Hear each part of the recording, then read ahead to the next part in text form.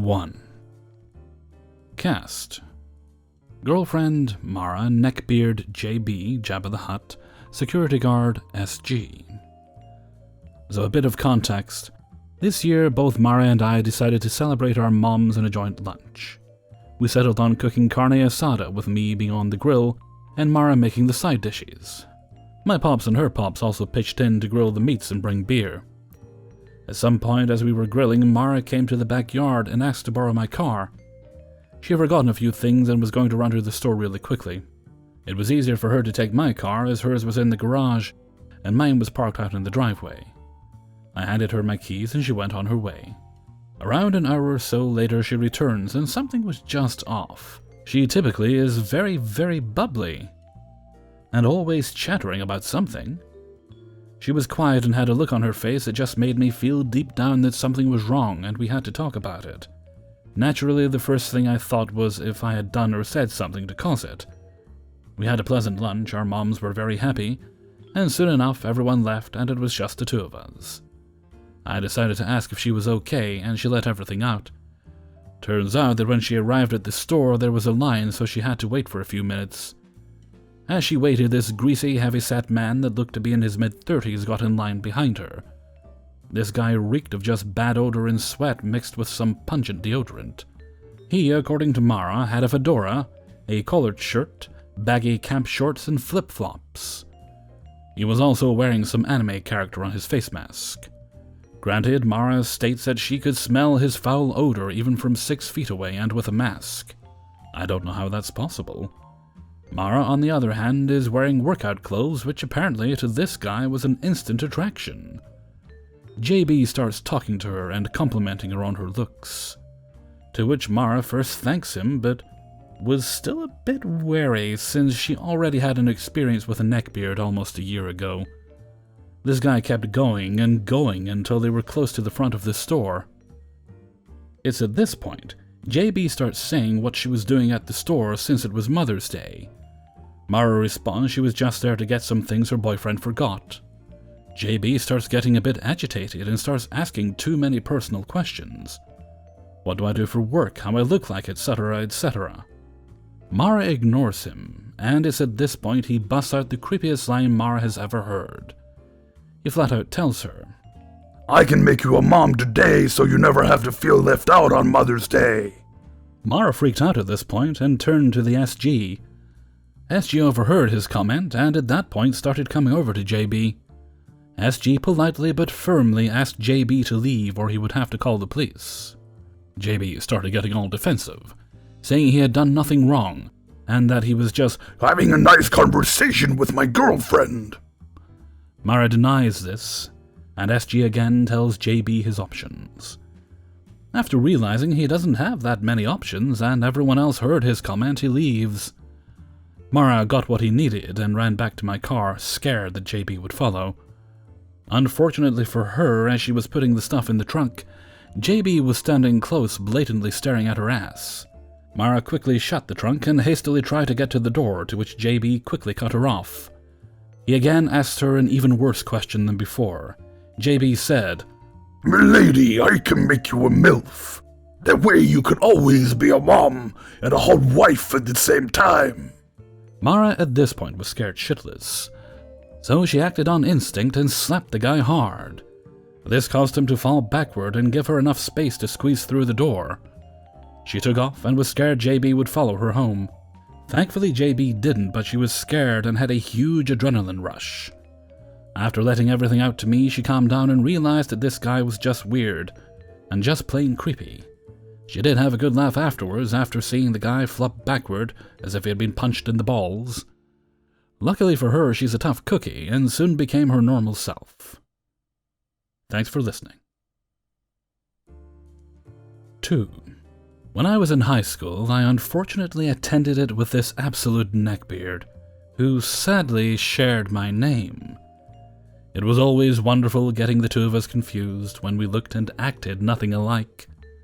This gentle sir wasn't overweight, but super skinny, was obsessed with all things mystical and Japanese, and though our school strictly forbade facial hair, he had the brightest and wispiest, you guessed it, Neckbeard. Luckily for him, his hair was too bright to notice it, unless he would get right up in your face, which he often did for little reason.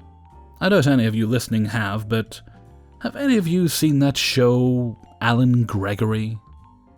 It was this awful animated sitcom made by Jonah Hill about this overly posh and pretentious kid going to school, having no idea how much of a menace he's being. That was this guy, whom I shall call Poshbeard. Poshbeard would speak in this strange, eloquent, pseudo-British accent that made him sound like a Bond villain. Every month or so, Posh would idolize a different girl in our class, convincing himself that they were dating, even if they didn't speak.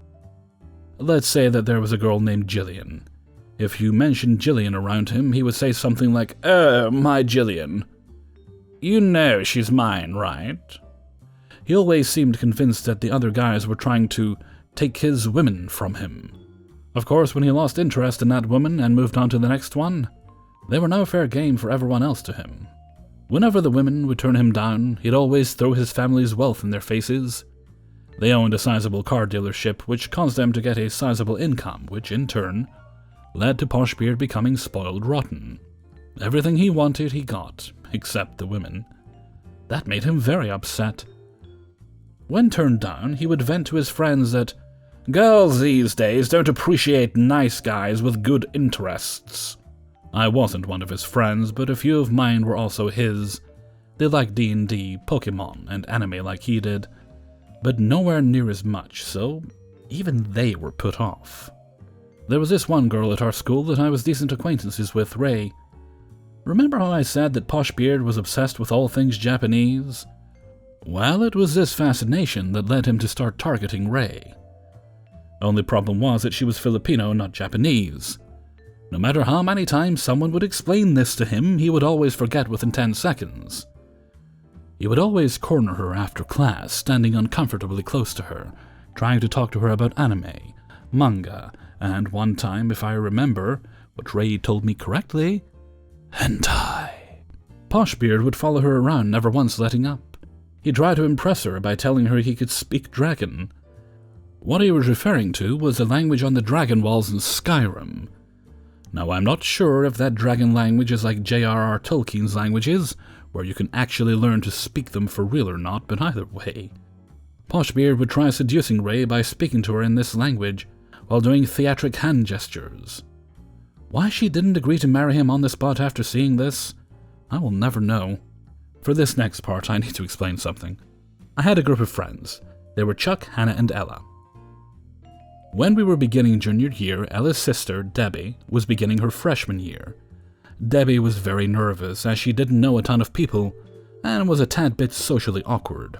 Plus, her being a bit of a weeb made many people want to distance themselves from her. Though she was a little shy, she was actually a fun person when you got to know her, and then she would be an exact duplicate of her sister. Well, given that she was alone, vulnerable, and liked all things Japanese, Poshbeard saw his chance. Though Debbie wasn't interested in Poshbeard like that, she felt like she had to date him.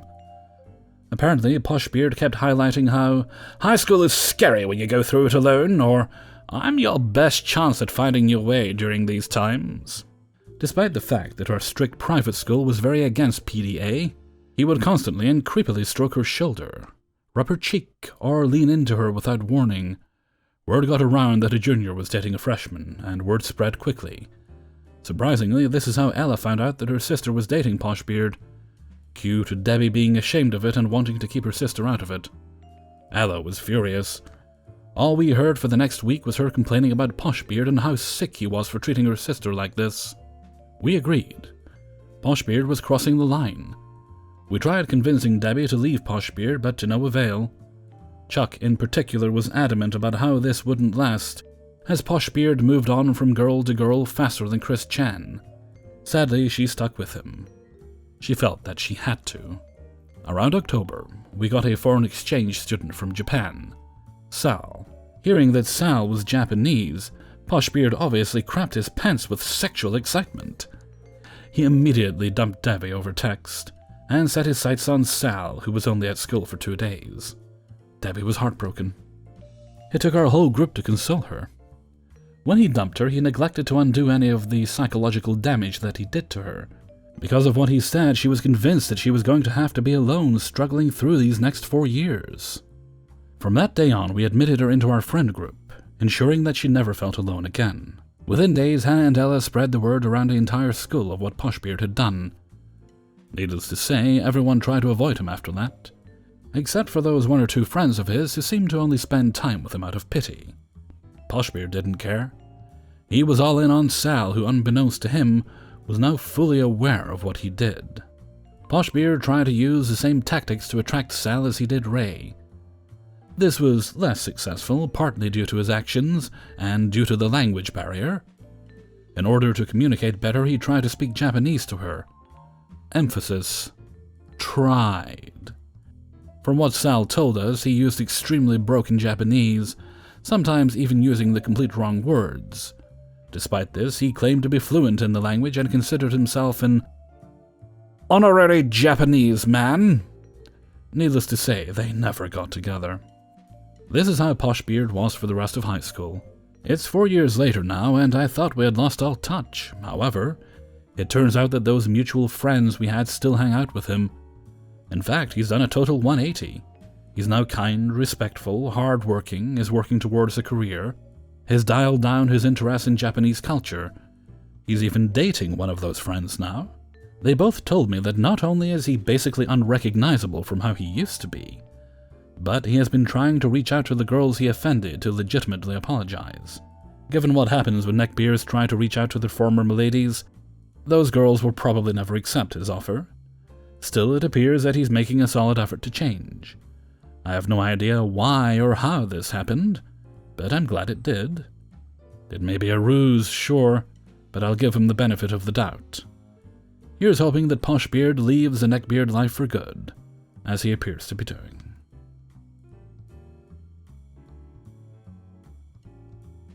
3. So, a couple of months ago, I decided to enter an LGBTQ+ group on WhatsApp. Mainly because I was bored and I like meeting new people. All is going well. I started chatting with this really cute girl that kind of lived near me. The people in the group were awesome, etc., etc. Then H enters the chat. He started off by saying that he was bullied in school and his parents abandoned him and that he has lived as a shut-in for the past 2 years. Like he barely tells us his name and starts telling us about his life straight off the bat. I simply decided to avoid him and kept chatting with one of my friends. As I was going home, I take the bus, my phone starts blowing up with notifications. From this number that I haven't saved, I check it and, sure enough, it was H. Deciding, stupidly, I know, to give him a chance, I started talking to him. And he immediately tells me about how he just spends a day on his computer, or with his 2 fuck buddies. He asked me for a pic of me in my underwear, to which I responded, I don't even know what your face looks like. So he sends me a pic of some really ripped and tan dude with the flash covering his face, obviously, followed by another photo of some chubby fingers wrapped around what I presume was his dong, but was too horrified to actually watch. I screenshotted the convo for proof and blocked him, which made him go on a rant on the group chat about how mean I was, yada yada yada. Whatever, I don't really care. Just went to the admin and showed him the screenshots. H was kicked out of the group, and I went on with my life. Then, a few weeks later, some random dude DMs me on Insta. Nothing new, it happens sometimes. So I take a look at his profile and find a creepy amount of My Little Pony fan art, photos of katanas, and a selfie of this edgelord wannabe with a fedora, and some cringy caption in Latin that I honestly don't remember. Being the attention seeker I am, I decided to actually respond to him. Until he hits me with, "Yeah, I'm H, the guy you randomly blocked." To be honest, I was laughing at this point. He was kind of pathetic after all. So I just told him that I blocked him because he sent me a picture of, and I quote, his spaghetti-looking micropenis, and told him not to talk to me again. He started going on and on about how I was just a bitch that posted her body on Instagram for clout, etc., etc. Whatever, I'm used to these kind of comments, so I don't really mind. Blocked him, reported his account, had a laugh at his expense with my friends, and tried to forget about him. He didn't take a hint, and created something like 4 new accounts. I knew they were him because all of those had like 16 followers, and H was always one of them, to insult me under my posts. I was kind of pissed at this point, since he somehow found my sister's Insta and tried to talk to her, so I unblocked him, and told him that if he didn't stop, I would get the police involved. He stopped after that, until a few days ago. I decided to download Telegram so that I could kill time since I've been quarantined for about 2 months, and I've got nothing else to do. And he of course messaged me yet again, only this time he started threatening me, telling me he was going to hack my phone, find my address, and come and assault me sexually, and by the end of it I would be his, I quote, fucking cocksleeve, and whatnot. I was like, you're sure you can make it? My bedroom is on the 3rd floor, I think it's a bit too much cardio for you. And blocked him. So yeah, that's my story. I reported him to the police, but since it happened on Telegram and he didn't actually do anything, there's not much they can do. I'm not particularly scared or anything, just fucking angry at this piece of garbage. Note, he presented himself as bi, but he only messaged girls, and was generally kind of against males joke flirting with him on the group chat. 4. To start off, I can say that I'm a pretty big fan of Guild Wars and its sequel, and over the years of playing I have met quite a nice bunch over the game, but also quite a few people who I wouldn't dare approaching IRL, or in-game anymore in that matter. Given GW2 is less opted on team activities and is much more lone wolf oriented and accessible, I was content for years being just that. But after 3 or 4 years into a game, I was invited into one of the few national guilds. Great, innit? Yeah, that's what I thought too. Nice local people. Cool. Psych, though. The moment people found out that I am female, all hell broke loose. Most of the people took it chill, not really caring that I was a girl, but a few, including the guildmaster, were ready to shit their pants over the fact. Apparently there were some others, fellow gamerettes, but surprisingly, they didn't want to participate in team and guild building activities. I always wondered why. Fast forward a few weeks. I was after a break from the game, and came back. The guildmaster was just about to burst, all happy I was back. Then nagging about joining the TeamSpeak group to talk started. At first I was reluctant, but at the end of the day, what could happen? So I joined. At first it was quite enjoyable, but it soon turned sour, and I can only say that if it were not for the nicer people there, I'd be gone fast AF. Turns out our guildmaster was around 40-ish, I think, probably nearing 50 the way he spoke, about life and the job, and him dating some hot young chick whose father was younger than him. And he could not resist harassing my, by the time, 17 to 18-year-old self with increasingly sexual questions and implications. Me being a fool, I even added him on Facebook through a guild group to let him harass me there as well, though I quickly learned how to just ignore him. I could hold my own, and other boys and actual friends would help me dissolve those TeamSpeak situations, but there's only so much they can do, especially off the comms, right? But still, the gain from being with others outweighed the torment. So after a year or so in the guild, there was an IRL meeting and I, stupid enough, agreed that I will come as well, to see my friends and friends. Let's say that I traveled 2 hours to our capital just to leave the meeting and go shopping instead, before going back home because the old geezer was your typical oily, quite disgusting, old dad type that visibly smelled of beer from a kilometer away. With unkempt hair and some weird-ass facial hair, you can't even call it beard, and I could just see the way his eyes lit up when he noticed me nearing their group. All the red flags went off, and I said hi to the others, polite greetings to those I didn't know, and left busy with some other things in the capital. What a coincidence, right? After that, I felt even less comfortable, knowing the man behind the faceless profile on Facebook was a man I would avoid while seeing him on the street because of his look and his smell. Last straw was near the New Year's Eve. Before Christmas, I finally managed to voice my discomfort about topics he would choose to bum me with, and didn't want ruining my family Christmas time. He wasn't that happy, scoffing about being soft and no fun out of the blue, but somehow complied. Over the Christmas rest at New Year's Eve, me being the polite type, I at least try to wish him all the best in the new year and all, but instead of a polite reply, I get a weirdly sexually implicative message. again, and a photo, looking like a stock photo from Google Images, of some young teen to early 20s girl stark naked with her spreading her legs, him trying to persuade me that it's his girlfriend and sending her regards as well, after I told him I'm not comfortable with that stuff and being underage still. So I went off as passive-aggressive and told him to F off, that I only asked to be treated with respect, not wanting to see and hear about anything nearly sexual from a goblin such as himself. And he still managed to be a dickhead and complete bag of crap. He answered with some slurs, me apparently being the idiot and a stupid cow, and then immediately blocked me, probably thinking he had moral high ground or what. So I turned to the game, sending him a mail explaining calmer now, if he really thought that his behavior was normal, he should seek some medical help and or at least think about his actions next time he speaks with someone like me.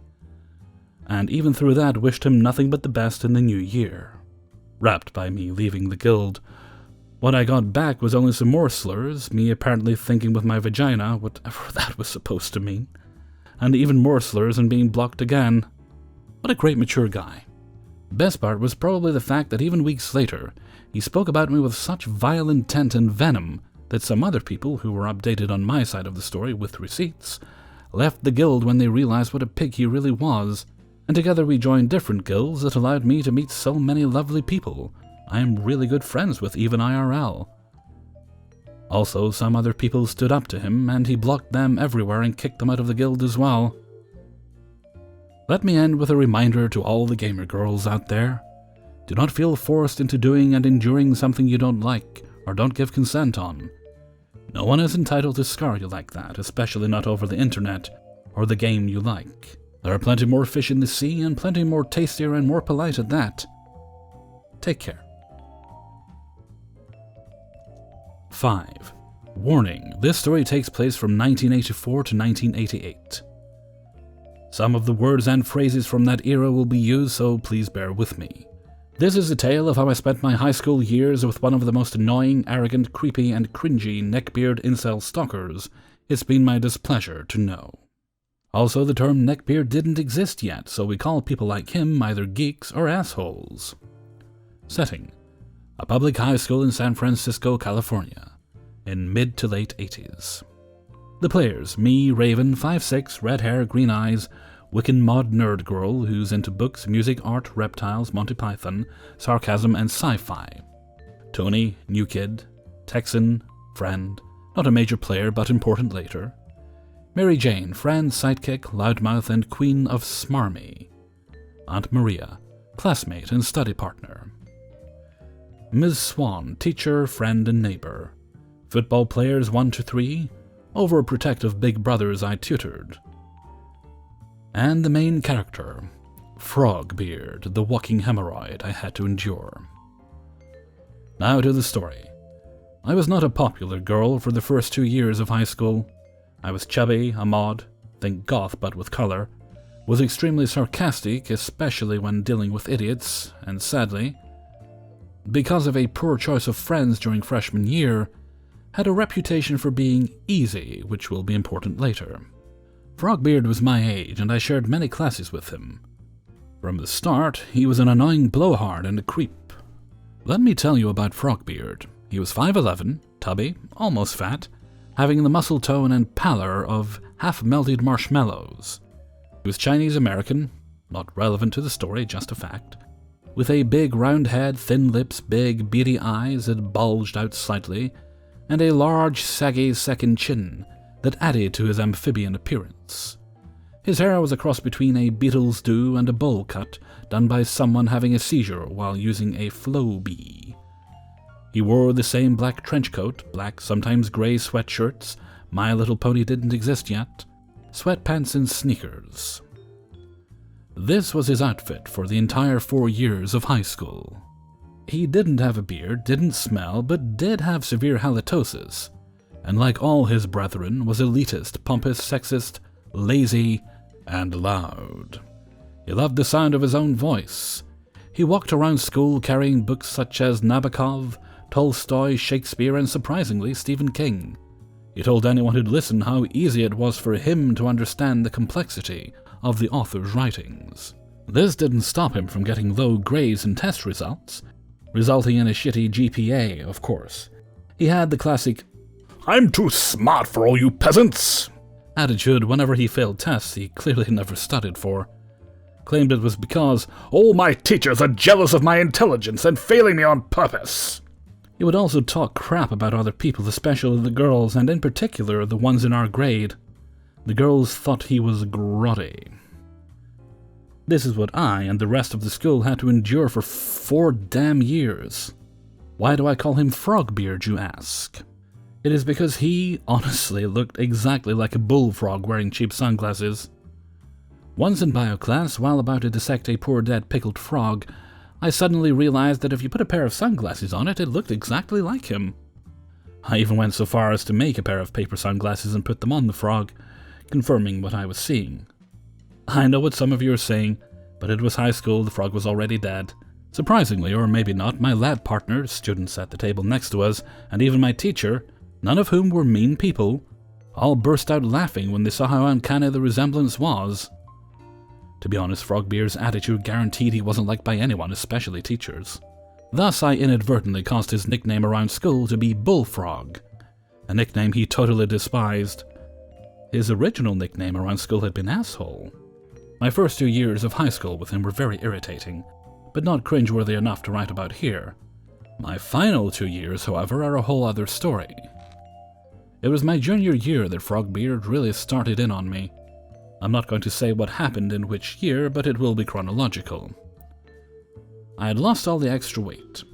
Through swimming, dance, and weights, so by junior year I had become slim and muscular, which got me a few nice dates, but unfortunately also got me on Frogbeard's radar. It started with him suddenly sitting next to me in classes we shared.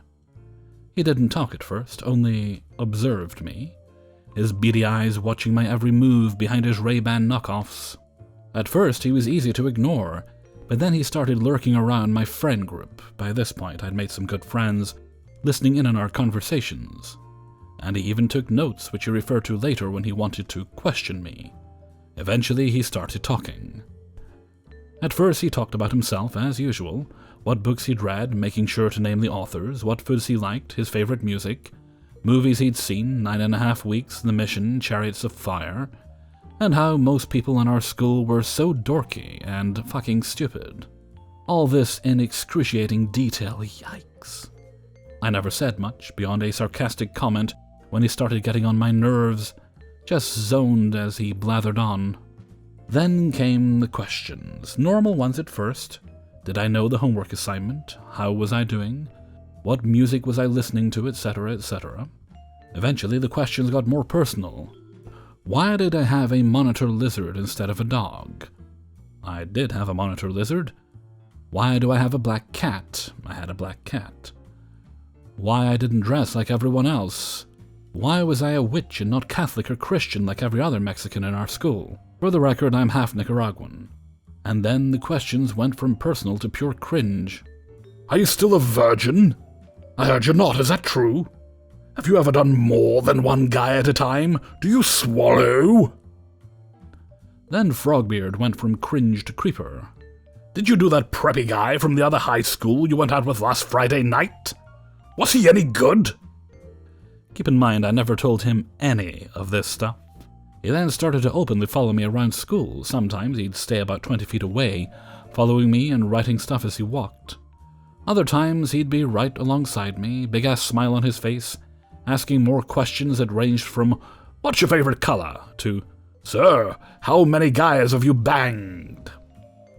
I did my best to ignore and avoid him because I know he got off on my reactions. If I talked to him at all, it was usually with dry or scorching sarcasm, causing him to temporarily back off. However, this did not deter Frogbeard because it only increased his desire to know me better. I never knew what would spew out of that big amphibian mouth of his, but I was certain it would be something annoying enough he hoped to get a rise out of me. He seemed particularly obsessed with my love life and would constantly say things like, "That guy you were talking to in history class, you gonna do him?"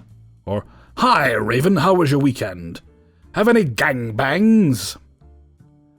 The amount of times I had to keep myself from giving him a black eye or making my foot or knee acquainted with his nuts should have qualified me for sainthood.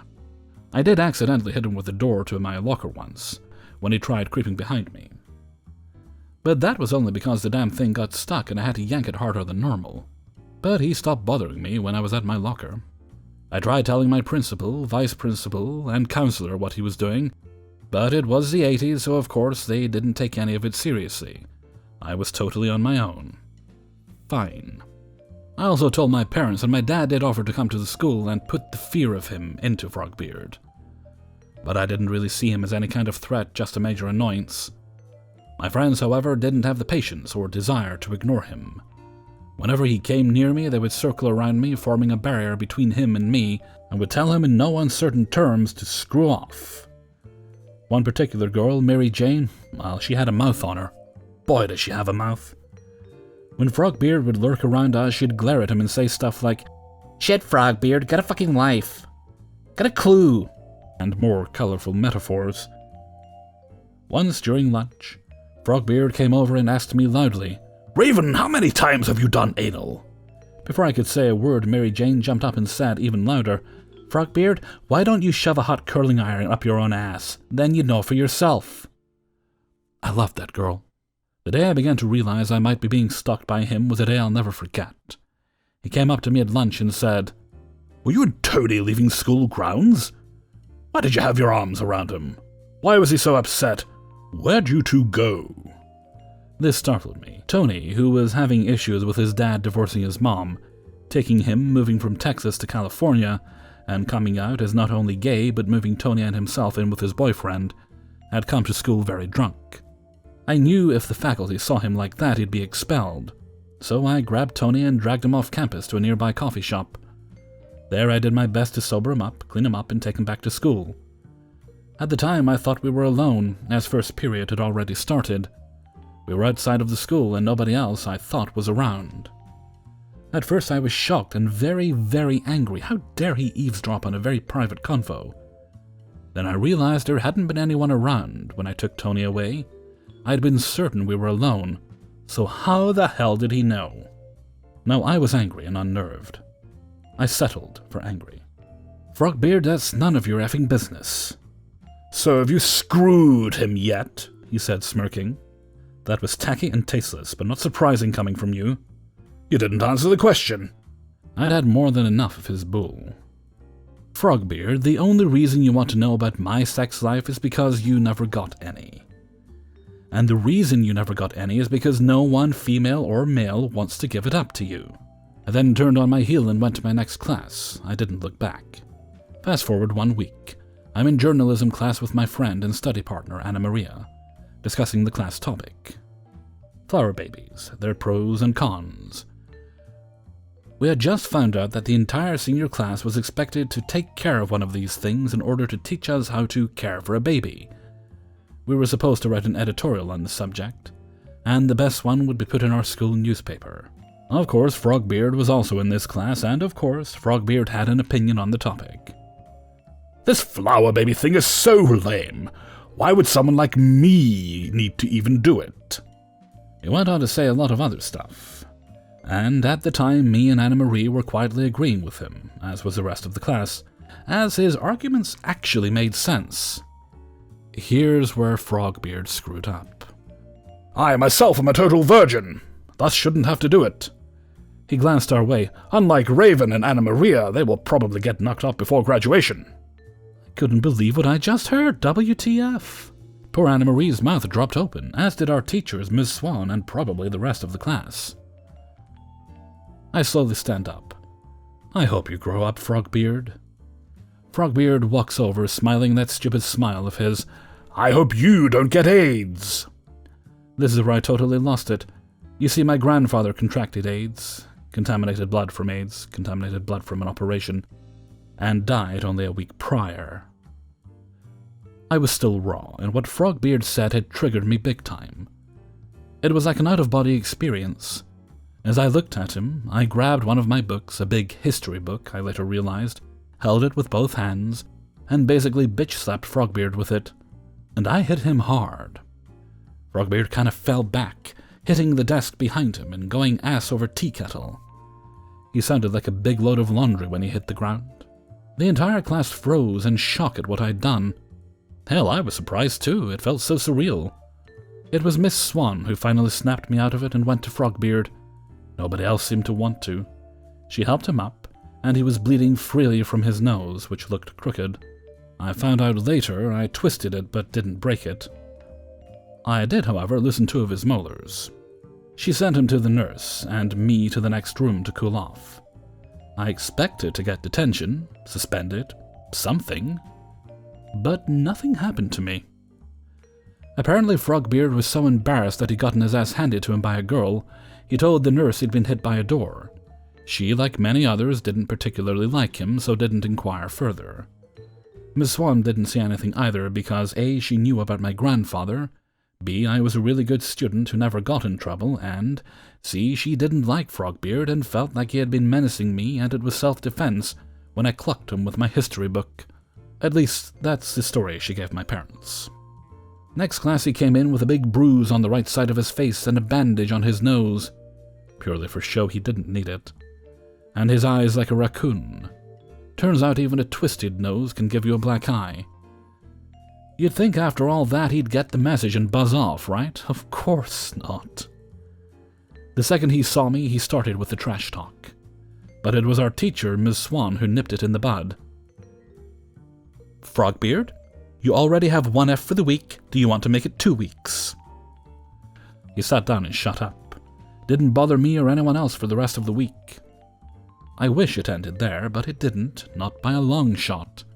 After that, I started noticing him around much more than he should have been. I'd see a head with black hair pulled back from around a corner whenever I turned around. He was now circling my friend group like an out-of-shape vulture pecking at the edges.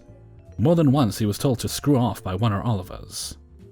Mary Jane chased him off with a lacrosse stick one time after he told all the girls in our group that we needed bigger tits. And we didn't even have a lacrosse team. Did I tell you how much I loved that girl? I often felt eyes on me when I went near classes, and for the first half of my walk home. I noticed him when I came out of the girls' locker room and whenever I left the gym or weight room. I started getting calls with some guy breathing heavily. Can't prove it was him, but pretty sure it was after I heard someone speaking Cantonese in the background one time. The calls stopped after I got an air horn from my dad. Looking back, I should have been more scared, but I wasn't. I was just really angry. It all ended one day when 3 huge guys from the football team, who I tutored in English and math, and who saw me as a little sister, caught Frogbeard watching me around a corner at lunchtime, with his hand down his pants. They grabbed him, held both his arms and Frog marched, his slimy ass to me, periodically smacking him in the back of the head as they went. They told me what they caught him doing. I was totally grossed out. They told me they'd suspected he'd been following me before, but hadn't been sure until that moment. I was honestly surprised. Remember, there were no stalking laws at that time, and the term stalker didn't appear until later. Plus, I was a dumb teen. They made him apologize to me and promise that he would never do it again, then offered to beat the shit out of him for me. I considered it. It was very tempting. But instead, I decided against it. Unless he started creeping me again, and if that happened, they could feel free to reduce him to something resembling a wet prune. They let him go, and he took off like his ass was on fire, fastest I'd ever seen him run. After that day, he somehow got his classes changed, and whenever he saw me, he ran away as fast as he could. Saw him once at college, but when he saw me again, he ran away.